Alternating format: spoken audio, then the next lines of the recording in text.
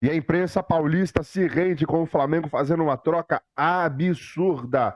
Paquetá pelo Matheus Gonçalves. Ninguém vai segurar esse Flamengo. A mídia está desesperada com o Mengão nesta janela de transferência, que é simplesmente a maior da história da América. Vamos acompanhar aqui todo esse debate. Já se inscreva, acione o sino e deixe o seu like. Bora pro vídeo. A força financeira e a força da marca, né? Do Clube Flamengo. E é o líder do Campeonato Brasileiro. E o Rio de Janeiro, porque quantas vezes querem morar no Rio? Exato. Não é verdade? Esses espanhóis, o próprio Jorginho ficou encantado, cartão hein? postal, né? Claro. Aí imagina se morar num apartamento como o do Cícero Melo. De frente, assim. Nossa Senhora. Lagoa, praia, o que você quiser, não é isso, São? Bruno e Mário, se ele vier morar na Lagoa é muito legal, mas tem dois problemas que eu já aviso pra ele. O engarrafamento é insuportável e a minha casa, se for apartamento com o meu, é pequenininho. Ele quer morar numa mansão, né? 4, 5 suítes. Mas vamos ao que interessa aqui. Olha só, esse negócio de voo é complicado, principalmente ponte aérea. Rio, São Paulo, Rio.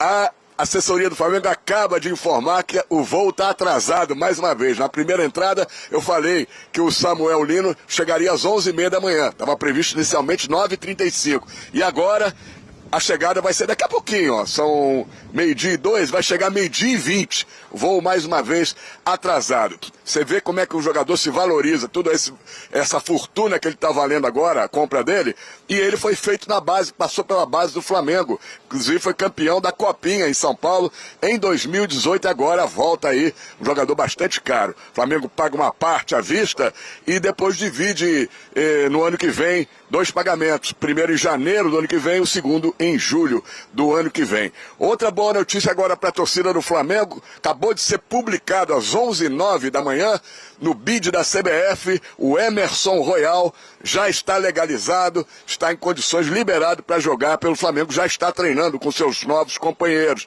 Ele assinou um contrato até o fim de 2028, 3 anos e meio de contrato, está liberado então, e daqui a pouco nós estaremos acompanhando a apresentação oficial dele.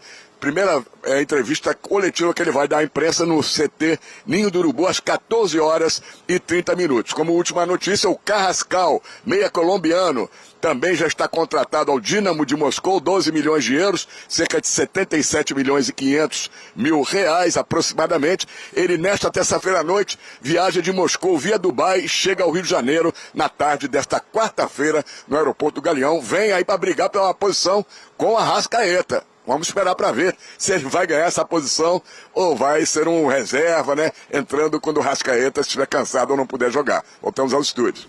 Cícero, a gente já volta a conversar também qualquer atualização de voo.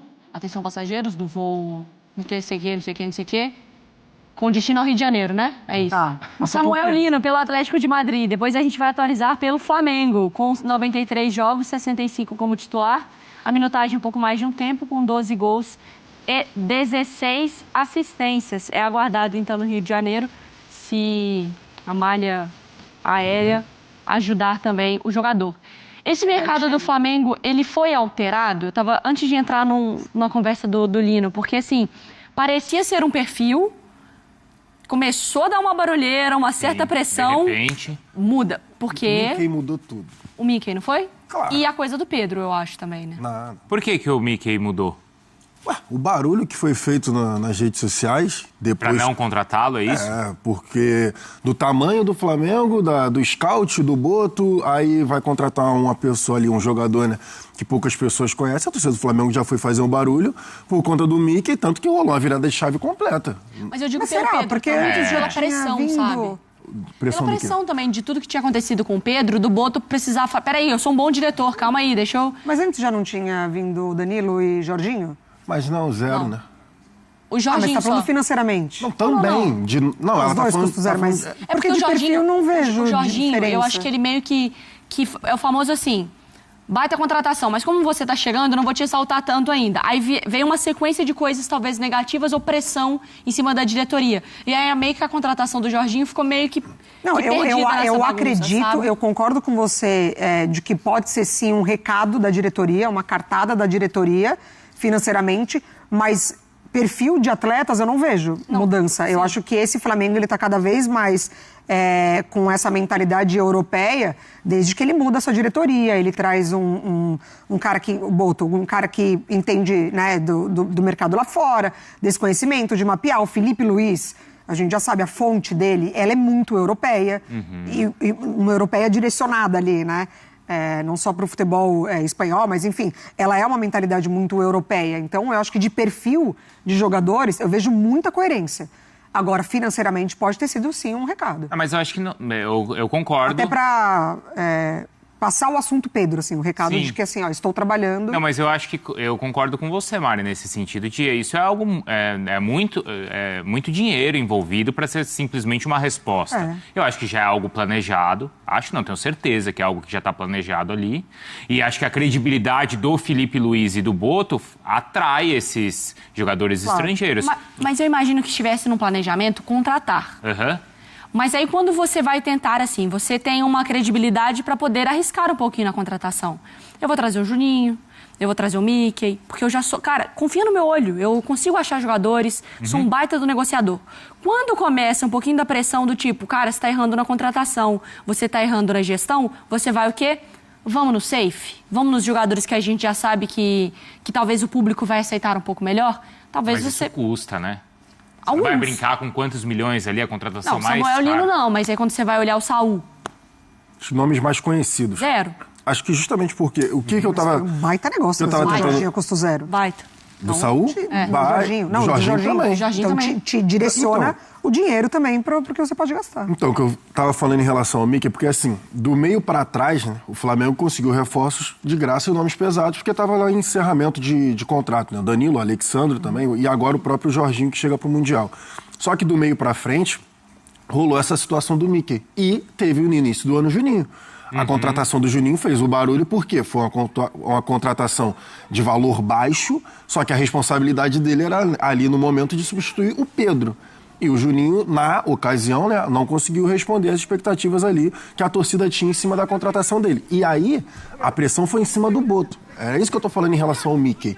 Por isso que, pra mim, rolou essa virada de chave em nomes mais pesados. Sim.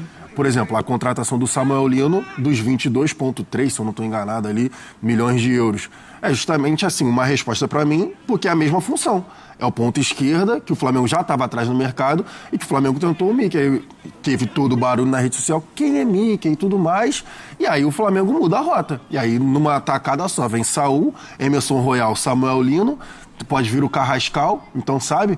Eu acho que rolou essa mudança, por isso que pra mim rolou sim uma mudança depois da não aprovação do Mickey nas redes sociais. E aí você soma isso a história do Pedro, claro. Que era onde ele foi exposto ali, né? Existe uma credibilidade frágil. Agora que eu entendi o ponto do Pedro que você tá falando com o outro. Eu não tinha entendido. A questão de ter Eu não tinha entendido. Agora eu entendi. Pressão no Boto. No Boto. Foram os primeiros arranhões que a gente viu surgir em relação ao Boto, né? Que já surgiu, na verdade, na negociação com o Gerson, no meio do Mundial ali. Algumas declarações, enfim, né? E aí vem a exposição ao Pedro, e aí a questão do Wesley, se era vendido ou não, negociado ou não, então, né? Tem essa Vamos esperar arrumar um reserva para negociar o Wesley. Acho que é isso tudo. Mas eram posições que o Flamengo precisava? Sim. Todas elas? Eu acho elas bem coerentes e boas. Resolve as questões do Flamengo, assim, o Flamengo tem um substituto de Gerson, o Flamengo tem um cara para caso o Arrascaeta se machuque, o Flamengo tem agora um novo lugar do Wesley. É possível montar um Flamengo com esses caras? Quer dizer, óbvio que é, né? Mas é para manter esse nível de competitividade? É para manter o nível lá no alto, só tomar um cuidado em relação ao Saul e o Gerson, né? São jogadores diferentes. O Saul não vem para ser o mesmo perfil do Gerson, aberto pelo lado direito, aquele cara de proteger a bola e ditar o ritmo. O Saul é um segundo volante que pisa muito na área. Inclusive o Saul, como o Felipe Luiz mesmo falou na coletiva, ele faz todas as funções ali do meio campo. Canhoto também, mas é um cara de mais chegada. Não vai ter tanto essa questão de, por exemplo, pegar a bola e ir para cima do drible aberto pelo lado direito. Essa função, por exemplo, do Samuel Lino. O Carrascal, ele é o nome que o Flamengo procura há bastante tempo em relação a uma sombra pro Arrascaeta. Que o Flamengo nunca conseguiu... Na verdade, não a sombra, né? De ter pelo menos tentar uma briga ali, uma reposição, ou para dar um descanso pro Arrascaeta. O Flamengo não consegue contratar A ideia do De La Cruz não rolou.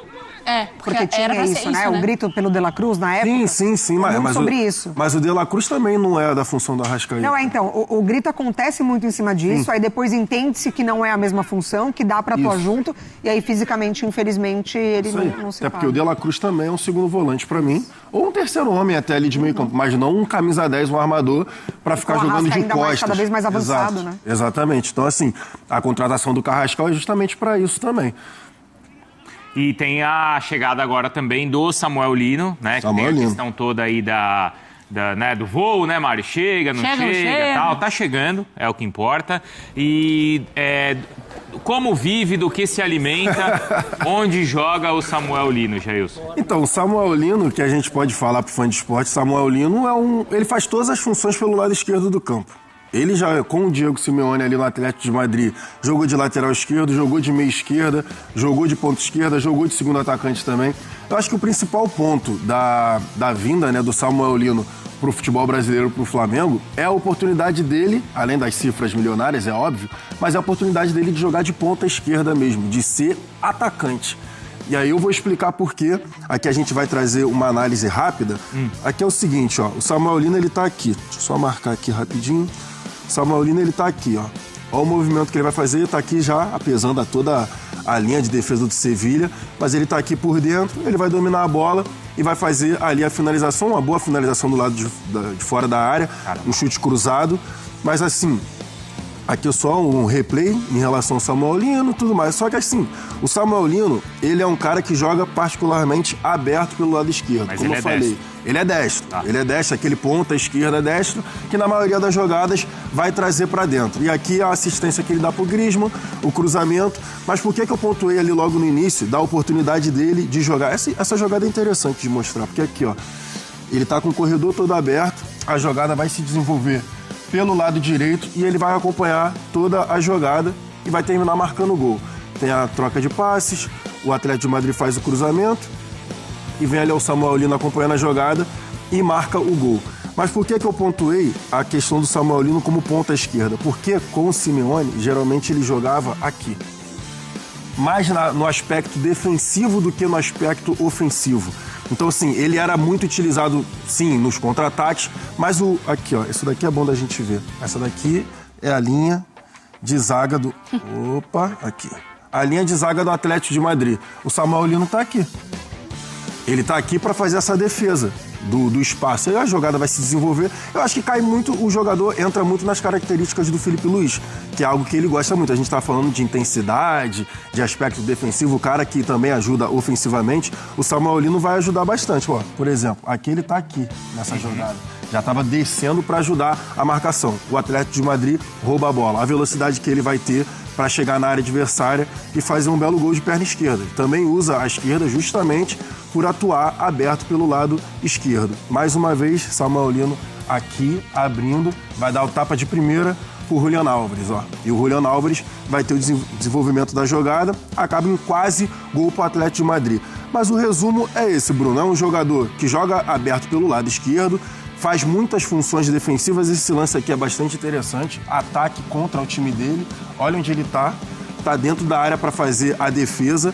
Vai vir a batida e ele vai dar o carrinho. Ó, lá, dá o carrinho para justamente tirar a bola do adversário. Então é basicamente isso. Eu acho que a oportunidade do Samuel Lino nessa vinda para o futebol brasileiro, e aí assistência para encerrar com o Sorlote. Eu acho que a vinda do Samuel Lino para o futebol brasileiro é basicamente para ele ter oportunidade de jogar ofensivamente, jogar como ponta esquerda, assim, no 4-2-3-1, no 4-3-3, ele vai ser o cara que ofensivamente vai ter oportunidade de jogar mais no Flamengo, coisa que ele não tinha tanto no Atlético de Madrid. Ô, turma, agora eu vou começar aqui um novo quadro, que provavelmente quem mais vai se dar mal nessa história sou eu e o próprio Bruno, mas a gente escolheu o Jailson para ser a nossa primeira vítima. Começa com isso, né? A estreia. Vai se chamar, acabei de inventar aqui com os meninos, vai ser No Alvo. A gente repercute algo que a gente fez nas redes sociais e que a gente tá no alvo.